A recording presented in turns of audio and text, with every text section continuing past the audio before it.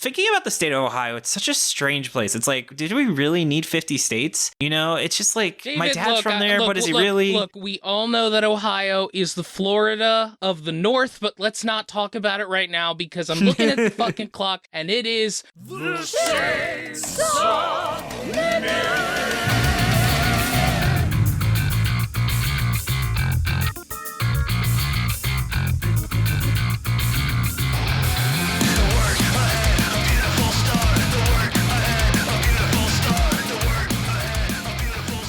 I'm David, and I actually disagree because I would say that's New Jersey if you're saying purely of the North, where... Nah, man. Ohio is just so goddamn weird. It's like not a real place. God, the Ohio Devil's coming for you.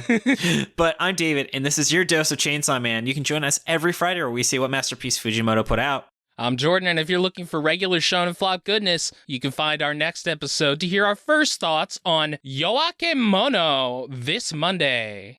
And just a reminder, these recordings are open to everyone to listen in and chat along with us on the Shonen Flop Discord. It used to be 2:30 p.m. Eastern. We may have a new time. I will post about it. I got a new job, so we'll see how that affects things. You can find a link to the Discord in the show notes or on our site. And Jordan, what was your devil this week?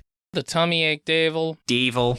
The tummy ache devil. You see, David, I decided to have a milkshake last night, but I'm 32 now, so I woke up feeling terrible. But you're being brave about it, right? I was being brave about it, and thank God for Pepto-Bismol is all I'm saying. Oh, God. Mine was the Godot Devil. Much like Jordan, I've been learning the Godot engine. I'm building a Bullet Heaven, which is like the official genre of games like Vampire Survivors. It's been a lot of fun, but definitely is hard. Every day I'm trying to think of a new feature and seeing if I can figure it out. So we'll see. Maybe I'll find out. Charlie's Big Adventure is the prototype name of this Bullet Hell I'm building. So, David, what separates a Bullet Heaven from a Bullet Hell? I gotta know. So a Bullet Heaven is you're really the one creating the projectiles. Gotcha. So it's just that's just what you call those like swarmed by enemies with auto firing mechanic. Oh, like Rotato and stuff. Rotato is actually a Bullet Heaven made in Godot. Oh, hell yeah. So anyway, though, Jordan, let's get into the plot summary for chapter 150. Oh, sorry, you say this. Chapter 153, Chainsaw Manhunters. Just like one of my favorite movies, Manhunter, which, David, is actually the first movie to have Hannibal Lecter in it.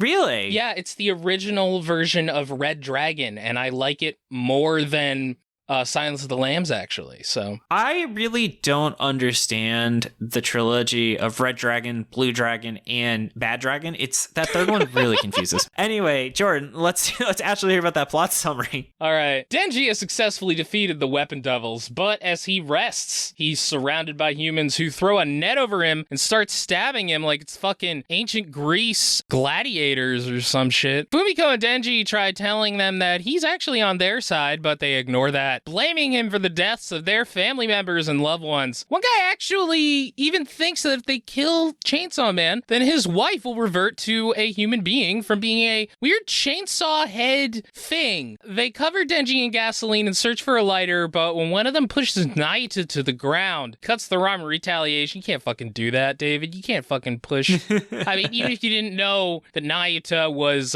his daughter, sister person, she's still a little girl. Popcorn David.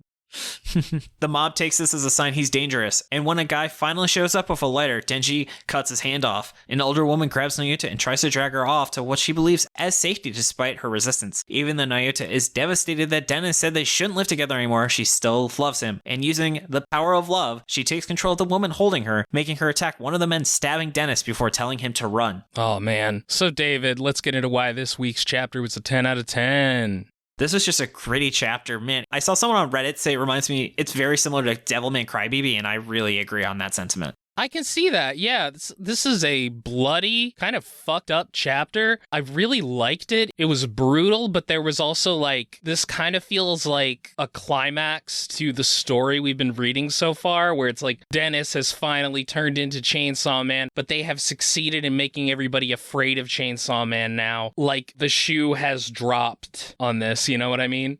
This is, I think, the first time Dennis is really attacking civilians. Someone was like, oh, it's like so crazy. I'm like, I mean, Dennis never really gave a shit. Like, he let that dude die to save a cat. So I honestly don't think it's that big a deal he attacked a person, especially in very blatant self-defense. He has allowed people to die before, but yeah, this is the first time he has actually gone out of his way to attack somebody. Like, the point isn't so much, oh my god, he did it, so much as he made it so much worse by attacking them. He has confirmed their fears. Also, David, I think that the reason why he was probably able to take out those weapon devils so much is because everybody is now terrified of him again, which means he is stronger. He is stronger than ever, though. He was in a lot of pain after that fight. Talk about some bad acupuncture. Which, unfortunately, shows that the bad guys have succeeded. Yeah, I do think, though, it actually has somewhat of a positive message where it's really showing that humans are banding together to deal with the Chainsaw Man cult. And so that's actually kind of a positive where you never see such mass resistance against devils by the civilian population. Yeah, but it's like more like an angry mob mentality, and you can see that they're just completely wrong. They have the wrong idea about things. It's not good. I mean, like, yes, it's good that like they're starting to band together, but again, this was the goal. The goal was to make them so terrified that they would lash out, and Dennis would show that he is the enemy of the humans, at least to them. So it's interesting. It's like, I just don't know what to really say about this chapter. This is definitely a big chapter for Denji and Nyota, but it really shows how Nyota just absolutely loves him. Imagine Nyota converts from the control devil to love. Oh, the love devil. David, we are afraid of love. It's all those people that won't propose, as Rachel likes to remind me. Because apparently I took too long to propose to her. I don't know. What was it, like 3 years? I don't know. Yeah, it was only 7 years before I proposed. It's yeah, fine. Okay. I also think it's really funny how Denji's like, because everyone's looking for a lighter, and then Denji's like, yo, you guys want a fire? My house is burning right there. You could just throw me into the fire or some shit. It is right there. Someone's going to make a Photoshop where it's like, oh, my mixtape is right there. Yes. Speaking of, I was listening to Butthole Ricochet. Great band. Butthole Ricochet? Is that different from the Butthole Surfers? No, it's no relation. Oh. Anyway, I just have in big letters, Blood and Guts. Imagine if Guts just shows up. Rip and tear. Dennis has huge guts. Yeah, pretty doom, I guess. It's a pretty metal chapter. Chainsaw Man's always pretty metal, I think. Yeah.